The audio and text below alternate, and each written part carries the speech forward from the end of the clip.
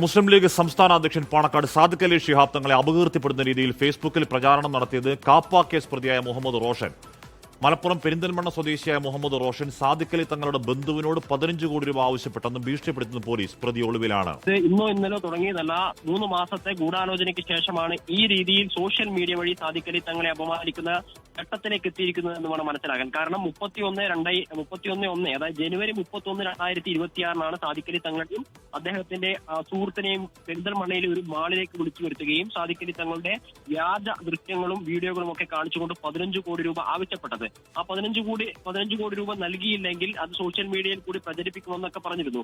അതിനുശേഷമാണ് കഴിഞ്ഞ ദിവസം 21/3/2026 ഷാനു എന്ന പേരിലുള്ള ഒരു വ്യാജ ഫേസ്ബുക്ക് അക്കൗണ്ട് ഉണ്ടാക്കി അതുവഴി ഇടുകയും അപകീർത്തിപരമായിട്ടുള്ള പല കാര്യങ്ങളും പറഞ്ഞുകൊണ്ട് സാദിഖ് അലി തങ്ങളെ അപമാനിക്കാൻ ശ്രമിക്കുകയും ഒക്കെ ചെയ്തിട്ടുള്ളത്. ഇതിന് പിന്നാലെ തന്നെ മുസ്ലിം ലീഗ് VK കുഞ്ഞാലിക്കുട്ടി ഉൾപ്പെടെയുള്ള മുസ്ലിം ലീഗിന്റെ ദേശീയ നേതൃത്വം ഇടപെട്ട് സൈബർ ക്രൈം പോലീസിൽ പരാതി നൽകുകയും അതിന്റെ അടിസ്ഥാനത്തിൽ അന്വേഷണം ആരംഭിക്കുകയും ഒക്കെ ചെയ്തിട്ടുള്ളതാണ്. ഇപ്പോഴാണ് അതിനെ തുടർന്ന് നടത്തിയ അന്വേഷണത്തൊടുവിലാണ് പെരിന്തൽമണ്ണ പോലീസ് പ്രതിയെ തിരിച്ചറിഞ്ഞിട്ടുള്ളത്. പ്രതി കാപ്പ കേസ് പ്രതിയാണ്. മുഹമ്മദ് റോഷൻ എന്നാണ് അയാളുടെ പേര്. നിരവധി കേസുകൾ പ്രതിയായിട്ടുള്ള വ്യക്തിയാണ്. ഇയാൾ ഇപ്പോൾ ഒളിവിലാണ്. കണ്ടെത്താൻ വേണ്ടി സാധിച്ചിട്ടില്ല.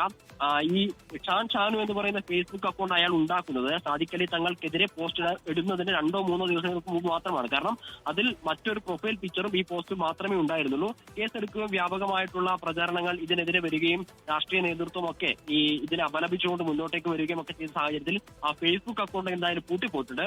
പ്രതിയെ കണ്ടെത്താനുള്ള ശ്രമങ്ങൾ ശക്തമായ രീതിയിൽ തന്നെ മുന്നോട്ടേക്ക് പോകുന്നുണ്ട് എന്നാണ് പെരിന്തൽമണ്ണ പോലീസ് അറിയിച്ചിട്ടുള്ളത്. ഹാഷ്മി.